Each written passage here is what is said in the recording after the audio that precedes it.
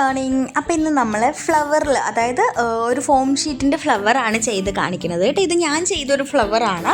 Already വേറെ ആരെങ്കിലും ചെയ്തിട്ടുണ്ടോ എന്ന് ചോദിച്ചാൽ എനിക്കറിയില്ല. അപ്പോൾ ആദ്യം നമ്മൾ ഫ്ലവർ ചെയ്യാൻ വേണ്ടിയിട്ട് എതളുകളാണ് ആദ്യം ചെയ്തെടുക്കാൻ വേണ്ടി പോണത്. അപ്പോൾ ഞാൻ ഇത് നിങ്ങൾക്ക് ജസ്റ്റ് ഒന്ന് കാണിച്ചു തരാൻ വേണ്ടിയിട്ടാണ് ഈ ഒരു ഫോം ഷീറ്റ് ചെയ്യുന്നത്. ഇതൊരു ആവശ്യമില്ലാത്തൊരു ഫോം ഷീറ്റാണ്. ആവശ്യമില്ലാത്തൊരു കളറായതുകൊണ്ടാണ് ഇതിൽ ചെയ്യുന്നത്. ബാക്കിയൊക്കെ എനിക്ക് ആവശ്യമുള്ള കളറാണ്. അതുകൊണ്ട് വേസ്റ്റ് ചെയ്യാൻ എനിക്ക് താല്പര്യമില്ലാത്തത് കൊണ്ട് തന്നെ ഞാൻ വിചാരിച്ചു ഈ കളറിൽ നിങ്ങൾക്ക് കാണിച്ചു തരാമെന്ന്. ആക്ച്വലി ഞാൻ പറഞ്ഞില്ലേ, നമ്മളിത് ഓൾറെഡി ചെയ്തൊരു മോഡലാണ്. അതുകൊണ്ട് തന്നെ ഓർഡർ വരുമ്പോൾ മാത്രമാണ് നമ്മളിത് ചെയ്തു കൊടുക്കുകയുള്ളൂ. അതുകൊണ്ടാണ് ഈ ഒരു കളറിൽ ഞങ്ങൾക്ക് വേസ്റ്റ് എന്ന് പറഞ്ഞാൽ നമുക്ക് യൂസ് ഇല്ലാത്തൊരു കളറിൽ നമ്മൾ ചെയ്ത് തരണമെന്നുള്ളൂ കേട്ടോ. ചെയ്ത് കാണിച്ചു തരുന്നു കേട്ടോ. അപ്പം നിങ്ങൾ നല്ല കളേഴ്സിലേക്ക്, അതായത് സെയിൽ ചെയ്യാൻ യൂസ് ചെയ്യുന്നുണ്ടെങ്കിൽ നല്ല കളേഴ്സിൽ ചെയ്ത് നോക്കുക. ചെയ്തിട്ട് സെയിൽ ചെയ്യുക. അതുപോലെ തന്നെ ഫസ്റ്റ് ടൈം ചെയ്യണമെന്നുണ്ടെങ്കിൽ ആദ്യം ഒരു A4 ഷീറ്റിലോ അല്ലെങ്കിൽ വേറെ ഏതെങ്കിലും സാധാരണ ഒരു പേപ്പറിലോ, ഇല്ലെങ്കിൽ നിങ്ങൾ പഠിക്കുന്നവരാണെന്നുണ്ടെങ്കിൽ നിങ്ങൾ ക്വാളിറ്റി കുറഞ്ഞ മെറ്റീരിയൽ വാങ്ങിച്ചിട്ടുണ്ടാവുമല്ലോ, അതിൽ ചെയ്ത് പഠിച്ചതിന് ശേഷം മാത്രം നമ്മുടെ ക്വാളിറ്റി ഉള്ള ഷീറ്റിൽ ചെയ്യാൻ വേണ്ടി ശ്രദ്ധിക്കുക. നമുക്ക് ക്വാളിറ്റി ഉള്ള ഷീറ്റൊക്കെ വാങ്ങിക്കുന്ന എനിക്കറിയാം. ബിക്കോസ് നമ്മൾ ബൾക്കായിട്ട് എടുക്കാത്തവരാണെന്നുണ്ടെങ്കിൽ അത്യാവശ്യം നല്ല വില കൊടുത്തിട്ടായിരിക്കും ഓരോ സാധനങ്ങളും വാങ്ങിക്കുന്നത്. അപ്പോൾ അങ്ങനെയുള്ള സാധനങ്ങളൊക്കെ വാങ്ങിക്കുന്നവർ ദയവ് ചെയ്ത് ഫസ്റ്റ് തന്നെ നല്ല ക്വാളിറ്റിയുള്ള മെറ്റീരിയൽ പോയി ചെയ്ത് നോക്കാതെ ലോ ക്വാളിറ്റിയുള്ള മെറ്റീരിയൽ ചെയ്ത് പഠിച്ചതിന് ശേഷം നിങ്ങൾ എന്ത് ചെയ്യുക, നല്ല ക്വാളിറ്റിയുള്ള മെറ്റീരിയലിൽ ചെയ്ത് നോക്കുക കേട്ടോ.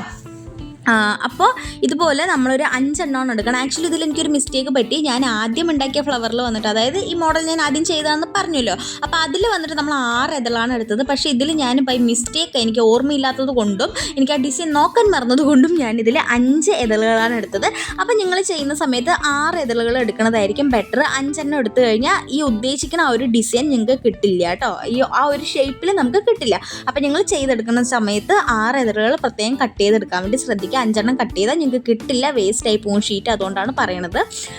അപ്പോൾ നമ്മളിത് 5 എണ്ണം ചെയ്തെടുത്തതിന് ശേഷം, 4 എണ്ണം ആയിട്ടുള്ളൂ. 5 എണ്ണം ചെയ്തെടുത്തതിന് ശേഷം നമ്മൾ ഇതിൻ്റെ അടുത്ത പ്രോസസ്സിലേക്ക് നമ്മൾ പോവുകയാണ്. എന്താണ്, നമ്മളിത് ചൂടാക്കിയിട്ട് നമുക്ക് ആവശ്യമായിട്ടുള്ള ഷേപ്പിലേക്ക് നമ്മൾ ആക്കിയെടുക്കുകയാണ് ചെയ്യണത്. അപ്പോൾ അയൺ ബോക്സിൽ വെച്ചിട്ടാണ് നമ്മൾ ചൂടാക്കണം. കുറേ പേർക്ക് ഡൗട്ടുള്ള കാര്യം അയൺ ബോക്സ് കേടുവരുമെന്നാണ്. അയൺ ബോക്സ് ഒരിക്കലും ഇത് ചൂടാക്കിയത് കൊണ്ട് കേടുവരാൻ പോകുന്നില്ല. പക്ഷേ നിങ്ങൾ വേറെ തുണികളിലൊക്കെ അയൺ ബോക്സ് യൂസ് ചെയ്ത് തേക്കാൻ പോകുന്ന സമയത്ത് അയൺ ബോക്സ് ഒരു ക്ലോത്തും കൊണ്ട്, അതായത് അയൺ ബോക്സ് ഓൺ ചെയ്ത് വെച്ചിട്ട് തന്നെ ഒരു തുണി കൊണ്ട് നന്നായിട്ട് അയൺ ബോക്സിൻ്റെ അടിവശം തുടച്ചിട്ട് വേണം മറ്റൊരു തുണിയിലേക്ക് യൂസ് ചെയ്യാൻ. അതായത് നോർമലായിട്ട് നമ്മൾ തുണി തേക്കില്ല, അതിന് വേണ്ടി യൂസ് ചെയ്യാൻ. എന്താണെന്ന് വെച്ചിട്ടുണ്ടെങ്കിൽ ഇതിൻ്റെ ഒരു പശയോ ഇല്ലെങ്കിൽ എന്തെങ്കിലുമൊക്കെ ഇതിൽ ഒട്ടിപ്പിടിച്ചിട്ടുണ്ടെങ്കിൽ തുണി ഒട്ടിപ്പിടിക്കാനും കയറി പോകാനും കേട് വരാനുള്ള ചാൻസ് ഉണ്ട്. അതുകൊണ്ടാണ് പറയണത്. അയൺ ബോക്സിൽ നിങ്ങൾ എന്ത് ക്രാഫ്റ്റ് വർക്ക് ചെയ്താൽ, അതായത് ക്രാഫ്റ്റ് വർക്ക് മീൻസ് ഇങ്ങനെ നമ്മൾ ചൂടാക്കി എടുക്കണമെന്നുണ്ടെങ്കിലും ഗിൽറ്റർ ഫോം ഷീറ്റൊക്കെ എടുക്കണമെന്നുണ്ടെങ്കിൽ പ്രത്യേകം നിങ്ങൾ ശ്രദ്ധിക്കണം. അതും ഒട്ടണ ഗിൽറ്റർ ഷീറ്റൊക്കെ ഉണ്ടല്ലോ, നമുക്ക് സ്റ്റിക്കർ റിമൂവ് ചെയ്യാൻ പറ്റുന്ന ഗിൽറ്റർ ഷീറ്റ് ഉണ്ടല്ലോ, അതൊക്കെ നിങ്ങൾ ഇതിൽ വെച്ച് ഷേപ്പ് ചെയ്തെടുക്കുകയാണെങ്കിൽ ഉറപ്പായിട്ട് നിങ്ങൾ അയൺ ബോക്സ് ക്ലീൻ ചെയ്തതിന് ശേഷം മാത്രമാണ് തുണികളിൽ യൂസ് ചെയ്യാൻ പാടുള്ളൂ. ഇല്ലെങ്കിൽ തുണി ഒട്ടിപ്പോകും. എനിക്ക് അബദ്ധം പറ്റിയത് കൊണ്ടാണ് നിങ്ങൾക്ക് ഞാൻ പറഞ്ഞു തരുന്നത്. അപ്പോൾ ഈ ഒരു എതള് നമ്മൾ ഇങ്ങനെ ഒരു ഷേപ്പിലാണ് എല്ലാ എതളും ആക്കിയെടുക്കണത്. അപ്പോൾ ഈ ഒരു കളർ മേ ബി നിങ്ങൾക്ക് ചെയ്യുമ്പോൾ ഇഷ്ടപ്പെടില്ല, ഇതെന്ത് ഡിസൈൻ എന്ന് തോന്നിയേക്കാം. ബട്ട് ഞാൻ പറഞ്ഞല്ലോ, നമ്മളിതൊരു വീഡിയോയ്ക്ക് വേണ്ടി ചെയ്യണതാണ്. അപ്പോൾ നമ്മൾ നല്ല ക്വാളിറ്റി ഉള്ളൊരു മെറ്റീരിയൽ എടുത്ത് ചെയ്യണം എന്ന് എനിക്ക് തോന്നിയില്ല. പേഴ്സണലി എനിക്ക് തോന്നിയില്ല. ബിക്കോസ് ഞാൻ ഒരു ഹെയർ ബോ ഉണ്ടാക്കി സെയിൽ ചെയ്യുന്ന ആളാണ്, ഒരു യൂട്യൂബർ മാത്രമല്ല. യൂട്യൂബർ മാത്രമാണെന്നുണ്ടെങ്കിൽ, യൂട്യൂബർ എന്ന് പറയാൻ പറ്റുന്നുണ്ടെങ്കിൽ യൂട്യൂബിൽ വീഡിയോ ചെയ്യുന്ന ഒരാളാണെന്ന് മാത്രമാണെങ്കിൽ എനിക്ക് നല്ല ക്വാളിറ്റി ഉള്ള മെറ്റീരിയൽസ് യൂസ് ചെയ്യാം. ബട്ട് ഞാനിപ്പോൾ ഒരു സെയിലും കൂടെ ചെയ്യുന്ന സ്ഥിതിക്ക് എനിക്ക് വെറുതെ മെറ്റീരിയൽ വേസ്റ്റ് ആക്കാൻ തോന്നാറില്ല. എനിക്ക് തോന്നുന്നത് ഓൾമോസ്റ്റ് എല്ലാവർക്കും അങ്ങനെ തന്നെ ആയിരിക്കുന്നു. എന്താണെന്ന് വെച്ചിട്ടുണ്ടെങ്കിൽ ഇപ്പോൾ എവിടെ നോക്കിയാലും ഹെയർ ബോ ബിസിനസ് ആയിരിക്കും. അതുകൊണ്ട് തന്നെ അതിൻ്റെ മെറ്റീരിയൽസിനൊക്കെ അത്യാവശ്യം നല്ല രീതിയിൽ വില കൂടിയിട്ടുണ്ട് കേട്ടോ. അപ്പോൾ അതുകൊണ്ടാണ് നിങ്ങളാണെന്നുണ്ടെങ്കിലും ആവശ്യമില്ലാതെ വേസ്റ്റ് ചെയ്യാതിരിക്കുക കേട്ടോ. മെറ്റീരിയൽ കുഞ്ഞു കഷ്ണം ഉണ്ടെങ്കിൽ അതൊക്കെ എടുത്ത് മാറ്റി വയ്ക്കുക. എപ്പോഴെങ്കിലൊക്കെ നമുക്ക് യൂസ് ആവും അത്. ഓക്കെ. പിന്നെ അതുപോലെ സെയിൽ ചെയ്യാനുള്ള ടിപ്സ് എന്ന് പറഞ്ഞിട്ടുണ്ടെങ്കിൽ, നിങ്ങൾ കടകളിലൊക്കെ കൊടുക്കുകയാണെന്നുണ്ടെങ്കിൽ ഇപ്പോൾ 20 രൂപയുടെ ഒരു പ്രൊഡക്റ്റ് നിങ്ങൾ കടയിൽ കൊടുക്കുകയാണെന്നുണ്ടെങ്കിൽ നിങ്ങൾക്ക് 20 രൂപ കിട്ടണമെന്നുണ്ടെങ്കിൽ നിങ്ങൾ കടയിൽ പോയിട്ട് 25 രൂപ 30 രൂപ പറഞ്ഞേ പറ്റുള്ളൂ. എങ്കിൽ മാത്രമേ അവർ ബാർഗെയിൻ ചെയ്യുന്ന ആൾക്കാരാണെങ്കിൽ ബാർഗെയിൻ ചെയ്ത് 20 രൂപ പറയുള്ളൂ. എന്ന് വെച്ചാൽ ഡിസൈൻ അനുസരിച്ചിട്ടുള്ള വില മാത്രമേ പറയാൻ പാടുള്ളൂ. കൂടുതലായിട്ടൊന്നും പറയരുത്. 10 രൂപയുടെ സാധനം കൊണ്ടുപോയിട്ട് നമുക്കേ അറിയാതെ 10 രൂപയേ ഉള്ളൂ എന്ന്. നമുക്കത് പുറത്തുനിന്ന് നോക്കുന്ന സമയത്ത് അത്ര വില, ഇപ്പോൾ ഇപ്പോൾ എന്താ പറയുക, ഇപ്പോൾ നമ്മളൊരു ഹൗസ് വൈഫ് ആണെങ്കിൽ നമുക്കൊരു പെൺകുട്ടി ഉണ്ടെങ്കിൽ കൂടെ നമുക്ക് ഊഹിക്കാമല്ലോ ആ ഒരു പ്രൊഡക്റ്റ് ആസ് എ കസ്റ്റമറുടെ ഭാഗത്ത് നിന്ന് നിങ്ങൾ ചിന്തിച്ച് നോക്കുക. കസ്റ്റമർക്ക് എത്ര രൂപയ്ക്ക് അത് സാറ്റിസ്ഫാക്ഷൻ ആകും, അവർ എത്ര രൂപയ്ക്ക് അത് വാങ്ങിക്കാൻ തയ്യാറാവുമെന്ന് നിങ്ങൾക്ക് എന്തായാലും ഒരു ഐഡിയ കിട്ടും. അപ്പോൾ ആ ഐഡിയ രീതിയിൽ നിങ്ങൾ സെയിൽ ചെയ്യാൻ നോക്കുക. പ്ലസ് അതിൻ്റെ കൂടെ തന്നെ നമ്മുടെ എഫേർട്ടും മെറ്റീരിയലിൻ്റെ റേറ്റും കൂടെ നോക്കുക കേട്ടോ. അപ്പോൾ സെയിൽ ചെയ്യുന്ന സമയത്ത് ഇത്രയും കാര്യങ്ങൾ ശ്രദ്ധിക്കാനുള്ളൂ. പിന്നെ ഓൺലൈനിലൊക്കെ ആണെന്നുണ്ടെങ്കിൽ നിങ്ങളിപ്പോൾ ഒരു 50 രൂപ പ്രോഡക്റ്റ് കസ്റ്റമർ ഓർഡർ ചെയ്ത് കഴിഞ്ഞാൽ മസ്റ്റായിട്ട് നിങ്ങൾ ഷിപ്പിംഗ് ചാർജ് വാങ്ങിക്കണം. ബിക്കോസ് എനിക്ക് പേഴ്സണലി നന്നായിട്ട് അറിയാം, സെയിൽ ചെയ്യുന്നവർക്കാണെങ്കിലും അറിയാം, കൊറിയർ ചാർജ് എങ്ങനെ പോയാലും 50 രൂപ 100 രൂപ വരും. സ്പീഡ് പോസ്റ്റ് ആണെന്നുണ്ടെങ്കിൽ 60 രൂപ അതിന് മേലെ എന്തോ ആണ്. പിന്നെ തമിഴ്നാട്ടിൽ നിന്ന് കേരളത്തിലേക്കാണെങ്കിലും കേരളത്തിൽ നിന്ന് തമിഴ്നാട്ടിലേക്കാണെന്നെങ്കിലും റേറ്റ് കൂടുതലാണെന്ന് എനിക്ക് നന്നായിട്ട് അറിയാം.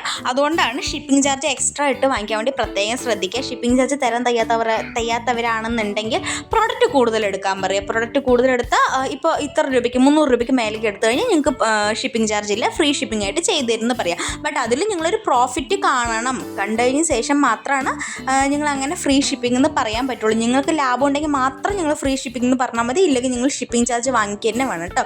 അപ്പോൾ ഇതിങ്ങനെ നമ്മൾ ഒട്ടിച്ചെടുക്കുകയാണ് ചെയ്തത്. ആക്ച്വലി നമുക്കിത് 6 എണ്ണം വേണമായിരുന്നു, 5 എണ്ണം ആയതുകൊണ്ട് തന്നെ 8ൻ്റെ അല്ല 16ൻ്റെ പണി കിട്ടി.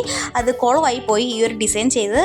അപ്പോൾ നിങ്ങൾക്ക് ഇത് കാണുന്ന സമയത്ത് ഇതെന്ത് ഡിസൈൻ എന്ന് മേ ബി തോന്നിയേക്കാം. ബട്ട് ഞാൻ ആദ്യം ചെയ്ത ഡിസൈൻ കാണുമ്പോൾ നിങ്ങൾക്ക് മനസ്സിലായിട്ടുണ്ടാവും ഞാൻ എന്താണ് ചെയ്യാൻ ഉദ്ദേശിച്ചത്, എന്താണ് ഔട്ട്പുട്ട് കിട്ടിയതെന്ന്. അപ്പോൾ ഒരു ഫ്ലവർ നമ്മൾ എല്ലാ ഇതളുകളും ഒരേപോലെ അടുപ്പിച്ചടുപ്പിച്ചാണെന്നുണ്ടെങ്കിൽ കുറച്ചുകൂടെ ബെറ്റർ ആയിരിക്കും, കുറച്ചുകൂടെ ഭംഗി ഉണ്ടാവും കാണാൻ.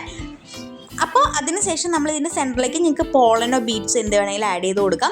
ഞാനിപ്പോൾ ഇതിൽ ആഡ് ചെയ്ത് കൊടുക്കുന്നത് ജാസ്മിൻ ബഡ്സ് ആണ്. ഇത് പഴയതാണ്, ഞാൻ പറഞ്ഞില്ല വീഡിയോയ്ക്ക് വേണ്ടി ചെയ്യണമായിരുന്നോണ്ട് ഞാൻ ഇങ്ങനത്തെ പഴയ സാധനങ്ങളൊക്കെ എടുത്തിരിക്കുന്നത്.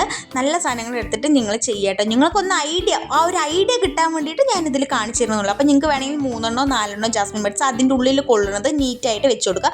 3 വെച്ച് കൊടുക്കുന്നതായിരിക്കും ബെറ്റർ. 4 ഒന്നും ആവശ്യമില്ല, ഇല്ലെങ്കിൽ 5 വെച്ച് കൊടുക്കുക. അപ്പോൾ 3 വെച്ച് കൊടുക്കുക. പക്ഷേ ഞാനിതിൽ ഓർമ്മയില്ലാതെ വീണ്ടും 4 വെച്ച് കൊടുത്തു. അപ്പോൾ ഇതിൻ്റെ ഫൈനൽ ലുക്ക് വന്നിട്ട് ഇങ്ങനെയാണ്. ഒരു ഇതളില്ലെങ്കിലും കുഴപ്പമില്ല, നിങ്ങൾക്ക് ഇങ്ങനെ വേണമെങ്കിൽ ഇങ്ങനെയും വെച്ച് കൊടുക്കുക. പക്ഷേ ഞാൻ ഉദ്ദേശിച്ച മോഡൽ വന്നിട്ട് ഇതല്ല. അത് ഞാൻ മുമ്പ് ചെയ്തൊരു ഹെയർ ബാൻഡ് ഞാൻ ഇപ്പോൾ കാണിച്ചു തരാം. ഞാൻ എന്ത് ഫസ്റ്റ് ചെയ്തല്ല എൻ്റെ മക്കൾക്കാണ് കൊടുക്കാമെന്ന് പറഞ്ഞല്ലോ.